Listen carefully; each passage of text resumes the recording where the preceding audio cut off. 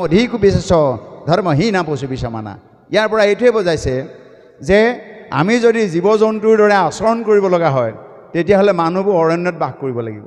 আমি যাতে অৰণ্যত বাস কৰিবলগীয়া নহয় তাৰ কাৰণে আমাক এটা শিক্ষা দিছে।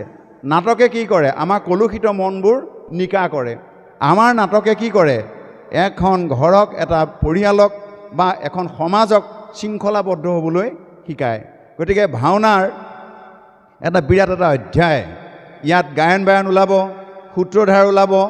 শ্বেক্সপিয়াৰ নাজিক আজি বহুত আগবাঢ়ি গুচি গ'ল, কিন্তু আজি আমি ভাওনাক উলিয়াই নিব পৰা নাই। কাৰণ অসমত গুৰু শ্ৰীমন্ত শংকৰদেৱে যিখিনি বস্তু দি থৈ গ'ল সেইখিনি আমি উলিয়াই নিব নোৱাৰাটো আমাৰ এটা দুখ। শ্বেক্সপিয়াৰ নাটকত আপোনালোকে জানে হাঁহিৰ খোৰাক আছে। নাটক বুলি ক'লে আমি দুটা বস্তু পাম, এটা হ'ল সুখময়, এটা হ'ল দুখময়। গতিকে আমাক সুখময় আৰু দুখময় নাটকবোৰ দেখুৱাবৰ কাৰণেই আমাৰ কাব্যশ্ৰী নাটকম ৰম্যম বুলি এটা শব্দ আমাৰ ব্যৱহাৰ কৰিছে। কাব্যৰ ভিতৰত নাটক হ'ল ৰম্যম। ৰম্যম মানে শ্ৰেষ্ঠ। এই ৰম্যমতাৰ মাজত আমি সোমাবলৈ হ'লে আমি বিভিন্ন ধৰণৰ দিশটো চাব লাগিব। আৰু আমি ভাওনা ক'ত কৰিম? কেশৱগ্ৰে নৃত্য গীতং ইয় কলুটি নৰ পদে পদে অশ্বমেধস্য ফলং প্ৰাপ্নুনি নিতঞ্চ। আমি ভাওনা কৰিম ক'ত? বাংময় মূৰ্তিৰ ওচৰত। আমাৰ আগফালে যিমানেই দৰ্শক নাথাকক, ইয়াত আচল দৰ্শক হ'ব আমাৰ বাংময় মূৰ্তি। আৰু আমাৰ এটা বিচাৰকসকলৰ চৌদিশে এটা বদনাম আছে।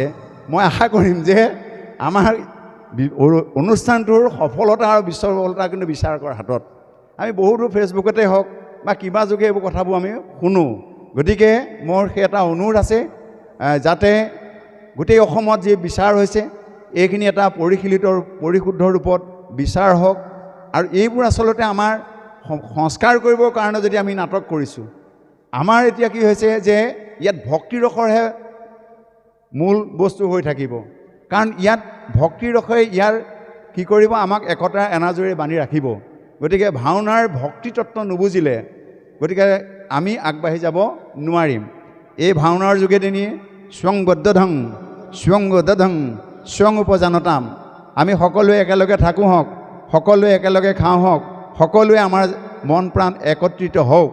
ইয়াত সাহিত্য আৰু সংস্কৃতিৰ যিখিনি মেটমৰা ভঁৰাল চহকী কৰি থৈ গৈছে এইবোৰ গাঁৱে গাঁৱে অনুশীলন হ'ব। ৰজিত হাজৰিকাই ইয়াতে আজিৰ পৰা বহু বছৰ আগতে ভাওনা শিকাইছিলোঁ বুলি মোক কৈছে। তেওঁ মোৰ ভাতৃও হয়। গতিকে আমি ককাই ভাইৰ দৰে থাকোঁ। গতিকে মোৰ ভালো লাগিছে। গতিকে এনেধৰণে আমাৰ গাঁওবোৰত আগতে নাছিল, এতিয়া কিন্তু বহুত ভাওনাৰ শিল্পী জন্ম হৈছে। ই এটা শুভ লক্ষণ। আৰু সেইকাৰণে আমি দীঘল কৰিব বিচৰা নাই যে ভাওনা উদ্বোধন কৰিব নালাগে। ভাওনা উদ্বোধন ইতিমধ্যে শ্ৰীমন্ত শংকৰদেৱে কৰি থৈ গৈছে।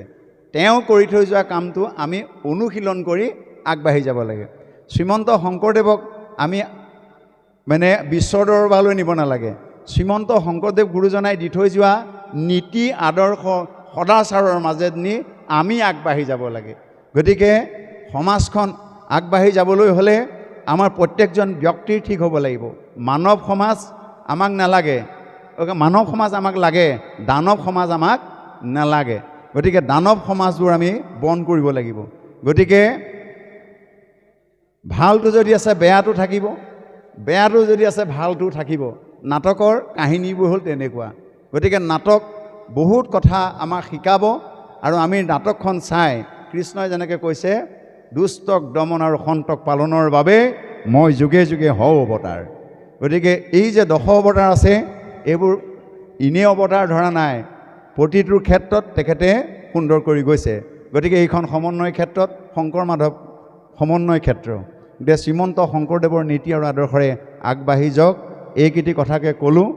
আৰু এই অনুষ্ঠান ভাগৰ আজি শুভ উদ্বোধন কৰিবৰ কাৰণে আমন্ত্ৰণ জনোৱাৰ কাৰণে আমাৰ সম্পাদক সভাপতি প্ৰমুখ্যে সকলোকে আন্তৰিক শুভেচ্ছা জ্ঞাপন কৰিলোঁ।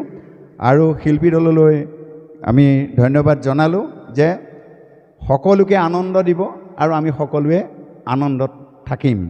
এইখিনি কথা কৈয়ে আজি ভাওনাখনি শুভ উদ্বোধন কৰা হ'ল বুলি অনুৰোধ জনালোঁ। লগে লগে সকলোকে চকীৰ পৰা উঠি এটি প্ৰাৰ্থনাৰে আমি সকলোৱে অংশগ্ৰহণ কৰিম। প্ৰাৰ্থনাটো কিহৰ যাতে যিকেইটা দিন আছে শান্তিময় সুখময় আৰু ভগৱন্তই যাতে সকলোকে সুন্দৰৰূপে পাৰ কৰক সেই উদ্দেশ্যে সেই প্ৰাৰ্থনাটো কৰিবলৈ লোৱা হৈছে ও হৰি ও ৰাম ব্ৰহ্মায়াদি কৰি জীৱ জত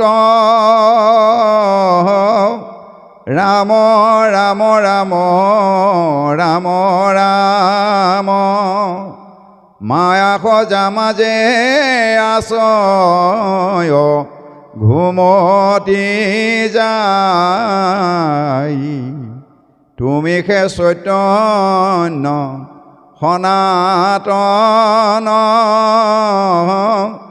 ৰাম ৰাম ৰাম ৰাম ৰাম আমি অচেতন নিয়োক নাথ জগাই